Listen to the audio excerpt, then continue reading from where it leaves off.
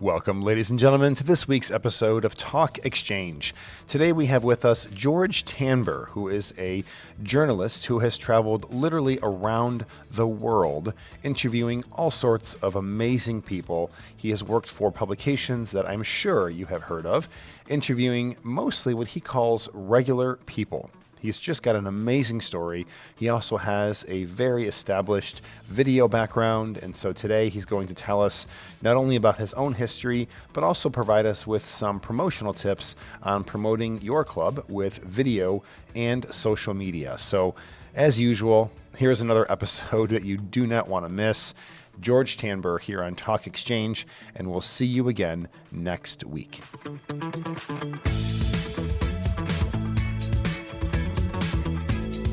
Welcome to this episode of Talk Exchange. I'm Tracy Edwards, CEO of the National Exchange Club. And I'm Christy Lindahl, Director of Communications.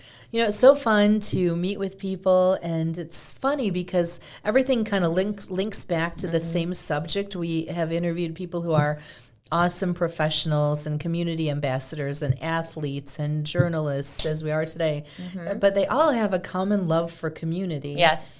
And community service, and they continue to do good things. And our guest today is no different. He's a great partner of the National Exchange Club, creating our beautiful videos that we show at convention. So if you've not been to a national convention, definitely get to one, and you'll be able to see these beautiful videos that George and his team have created, as well as some other videos for us. So it's been fun to work with George, and we sat down and talked, and he's a fascinating person. I've been amazed by you and your stories and your career. You've done a lot of travel all over the world. So tell us a little bit about what got you into the travel bug and what you've seen out there. Well, first of all, thank you for having me. I have a number of clients, but Exchange is one of my favorites. Aww. It's been a great relationship. It has been. Yeah. We've done some really good things, and I think we're going to do more good things. Definitely. The travel bug started for me in third grade. Really? That's early. Yes. Why? Because of a trip or what? No, my teacher put up a bunch of pictures about Norway. Ooh. And I looked at that and I go, wow, that is beautiful. I just kept looking and I said, I want to go to Norway sometime. Wow. The next year, my parents bought me a globe, one of those old spinning globes, Yeah. and I was mesmerized by the globe, and I just started looking at all these countries. So by the time I got to high school, I got involved in the school paper, and I started to see a plan of maybe journalism and travel. Wow. That continued on to college, where I studied journalism. And then rather to take the traditional route was to join a newspaper and work your way up to become a foreign correspondent. That's pretty hard. I decided to just go off on the road on my own and just started traveling. And along the way, I picked up a camera and started to take pictures. And I just started to write stories and take pictures. And I ended up in Lebanon and at a time when there was a war going on. And I kind of became a war correspondent inadvertently. Oh, wow. Then I came home and I got a master's degree in communications. I needed a backup plan, so I studied PR and communications. So I got that ability and moved to Washington, got hired by National Geographic. That was my big break. Wow. They hired me off the street, basically. In fact, I'm writing about something like right now about that. And took a chance on me, and they sent me on an assignment, and that really jump-started my career. Oh, how fun. That's awesome. Yeah. I'm surprised, though, because so many kids have big, lofty goals when they're young, and then it goes away. But the fact that that stuck for you is amazing. I know. Did you make it to Norway? Oh, yeah, it was one of my first stops. Wow. First trip, I have 1974. chills thinking about that. That's so Went to cool. Norway, and then from there it just kept, I thought I was going away for a couple of months and then coming home and finish but I kept going for 2 years. Wow. It's gone 2 years. So And you're driven by dreams. Definitely. Yeah, I am, and it hasn't stopped. So No, you're still I was going to say you're still traveling all over today. 51 years, Wow. off and on the road. So most recently I was in Uruguay and Brazil. And my stories are, I don't interview like presidents. I don't cover politics, none of that. I just write about people I meet on the road, regular folks. And the idea is through stories about regular people in other countries, Americans can learn about other countries because a lot of them won't have a chance to go to these countries or meet people like this. They may go on a tour or something like that, but they might not meet the people I meet. So it's always been my goal is to have people in this country learn about other countries through stories about people and pictures. Wow. Pictures tell a good story too. They always That's Yes, awesome. they do. Do you have a story that sticks out in your mind, George? One of your most memorable? Oh, gosh. Christy, there are Not so to put him many. on the Right? spot. Well, I'll start with the most recent one. I was in Brazil, and the reason I went to Brazil was because I found out I had cousins there. Oh, neat. My origins are Lebanese, and when Lebanese migrated out of Lebanon 100 years ago, a lot of them went to here in the United States, and many went to Brazil. Wow. I found out in April I had cousins in Brazil, and one of them came here for a visit, and it turned out he was a journalism professor, and he came here to speak, and he heard about me, wanted to meet me, Wow. and he knew I was going to Uruguay, which is next to Brazil, and he said, why don't you come to Brazil, and I'll get you to speak at our university on journalism, and then you and I will go out and get some stories. I said, that sounds great. Yeah.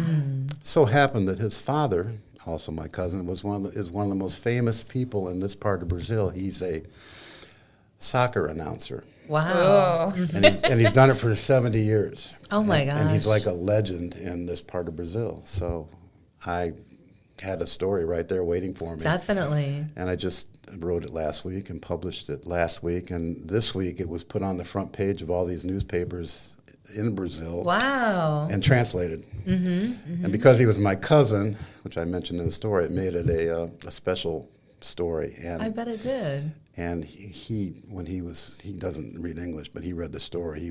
They sent me a video of him. He was actually crying. Oh. So when you connect with people Yes. in other countries and you make a difference in one way or another, then that to me is the reward for doing Yes. what I do. Absolutely. What an exciting way to make a living. Well, it is. And Yeah. every place is awesome. I know you and I talked about this when we chatted because, I travel in this country primarily as part of what I do for work. And people always say, what's your favorite place? And I always say it's so hard because every place is awesome. Every place has people who are proud of what they do, proud of their culture, proud of their food. They have great food, something unique and special. So really, every place is awesome.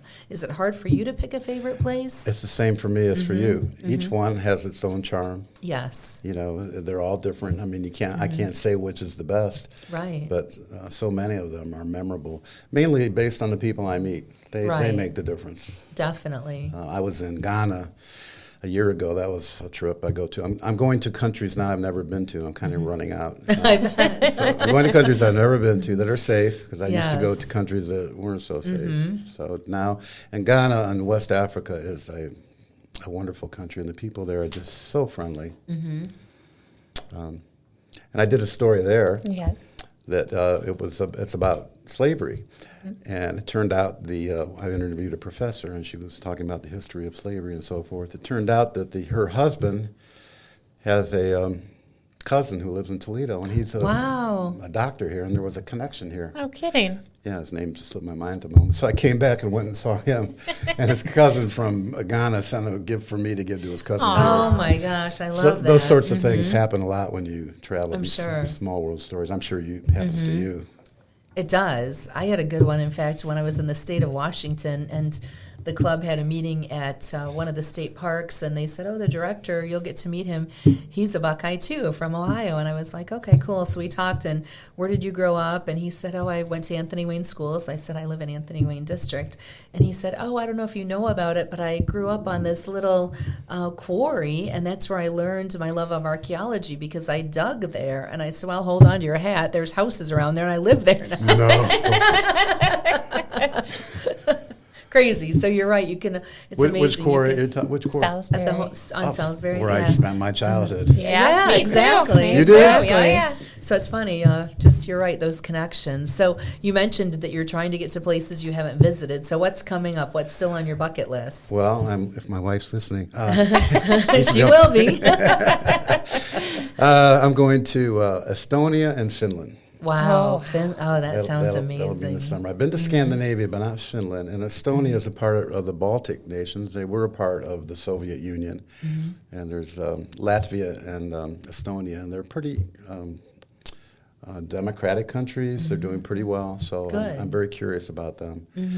And I hope my readers are too. I try to go to Yes. places that they don't know about as well. So Nice. Where can people find your articles, George?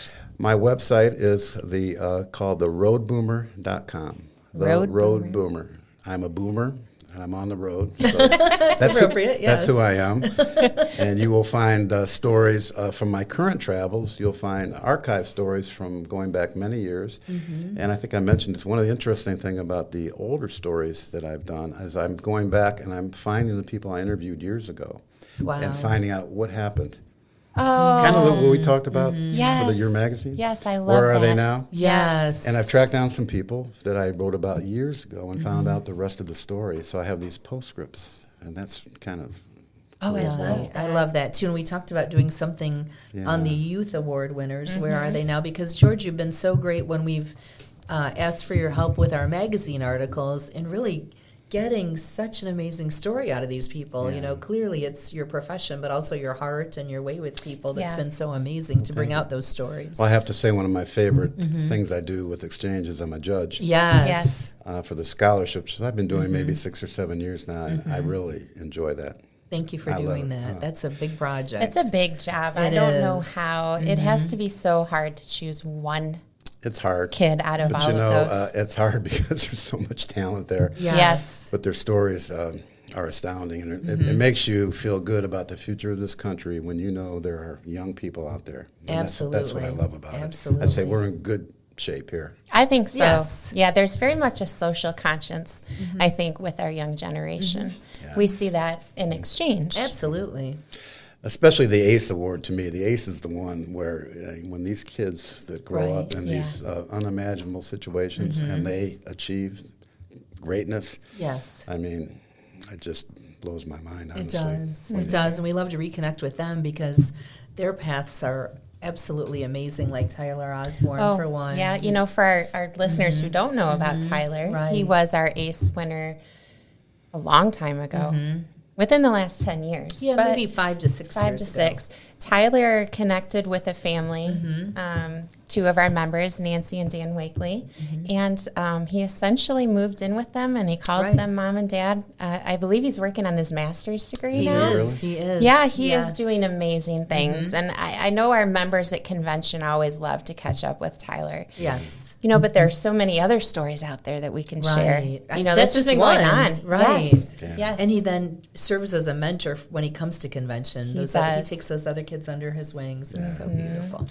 But let's talk about those videos because you create those magnificent videos, and video content, of course, is such a great way to get a message out, not just for us, Right. but for local clubs, and that's definitely your wheelhouse. So if a local club would like to start videos, anybody can do it from their phone. What should they do to get started with that type of content, George?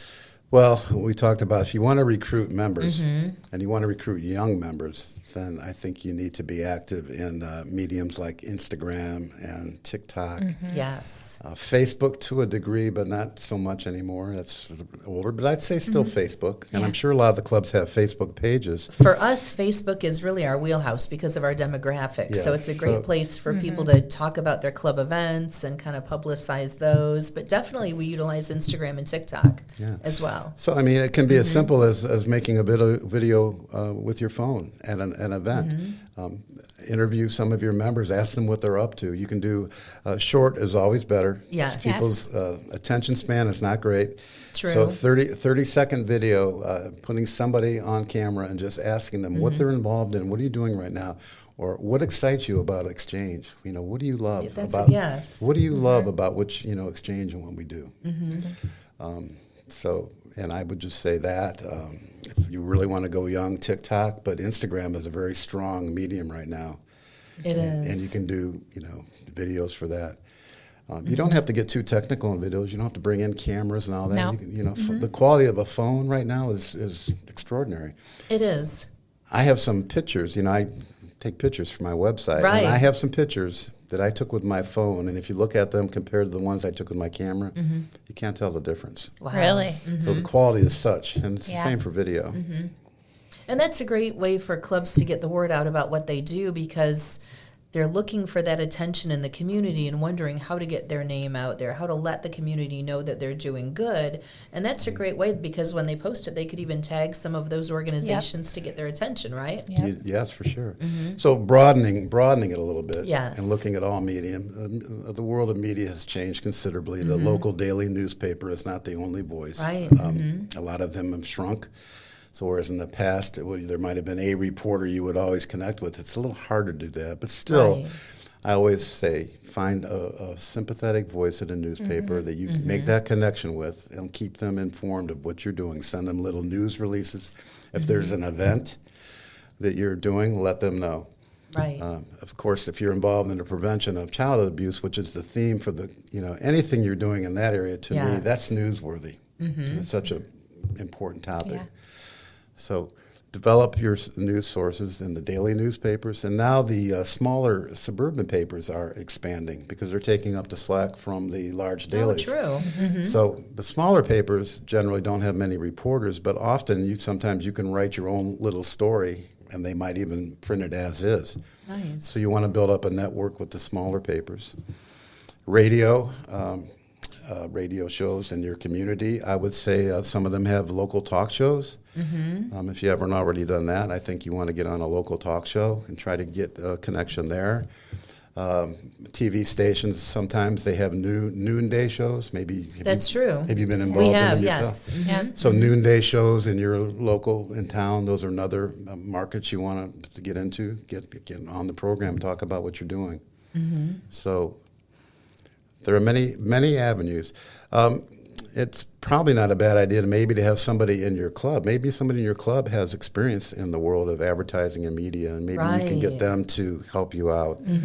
But to have a go-to person in your club who kind of can do that, and I don't know if that's something that's done or not. Well, absolutely, and it makes sense. And you know what we're advising clubs and really learning from clubs is that they don't need a website anymore. Websites are complicated and expensive, and you typically don't have a person who's a professional in that area, and when they leave or things change, you don't even know how to do it. So really, they can accomplish everything they need to, as you mentioned, with Instagram, Facebook, Yeah. maybe TikTok, and just if you have a dedicated person, that really helps. I would say the Facebook page can replace the website. Yeah. For Absolutely. sure. That's what And that can be your home base. definitely. And then from there, you can do different things. So I have a couple of questions for you, George. Just trying to think about what our members who are listening might have some questions. How do you feel about the captions on the videos? You know, we do those short little videos for TikTok, Instagram. Oh, good You know, question. they even come into the Facebook Reels. I've noticed most videos are coming through with captions now.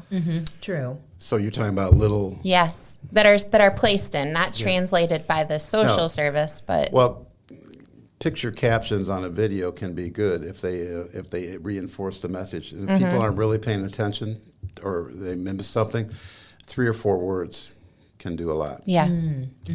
So are you asking me if I think Yeah, it's a good so idea? for the most part, I feel like, a lot of people listen to their videos, volume down, very low, or off all the way. That's true. You're right about that. Yeah. So I'm just sourcing for No, your I opinion. Well, let's go to our world of watching a movie on television. Yes. We often put subtitles up there because sometimes we aren't Yeah. picking things up, and it's sort of there as reinforcement. Yes. I do that all the time. I do that on planes, and I found out I really like it. Yeah. I like to read along because I'm more of a visual person, Yeah. so I miss some things. I think it's a good Auditory? idea to have words Okay. as reinforcement of what the other message Yeah. is. Good. Yeah, I like that. I And, like that, You know, too. that's something that our clubs can do easily. Those services are out there. They're built in. It's very simple. Yes. You just put the right words. Yeah. And then another question I had is you mentioned that media has changed, Yes. drastically. We used to send press releases to the newsroom, right, and just True. wait for someone to call us. Right. It doesn't work that way. No. So what I've found is a lot of people partner with a specific reporter. A reporter who's got that big social media presence on their own. Yes. Yes. So would you recommend starting with that one person and then branching out to their networks? Yes, I think that's a good idea. And you can track reporters if you know they're active on on Twitter. That's a really good way, because if the reporter's active on Twitter, then I would connect with that reporter, and it's a direct communication Yes. to them. Okay. So, and again, large newspapers now, they're so thin Yeah. in staffing. that reporters are covering multiple beats. Whereas you had specific reporter for healthcare, education, and all these beats. Sometimes they're covering multiple beats. It's a lot harder to get their attention. Sure. But if you find one on Twitter and you see what they're interested in, and if their interests aligned with your interests, then I would hone in on them. There you Good go. point. Yep, I like that. I like that. Excellent. Any other words of advice for clubs out there based on what you've seen? Me, and we started on this topic, recruitment is the number one thing Yes. for exchange. Whatever you can do to recruit new members. Get your young members out there in the community. Get them talking, get them, interview them, make them the face of your club, and get them to bring in new young members. Yes. And that's how you're going to grow. And that happens organically and consistently, right? Because some clubs think that they need to have one recruiting event a year, but this should be every day. Every day. You can do it. Networking, right? And networking every day. Good. Well, it's been a pleasure to talk to you, George. Thank you for joining us on this episode of Talk Exchange. You're welcome. Happy to be here. Great. And check out Roadboomer.com. Excellent. We'll do it. Thank you, George.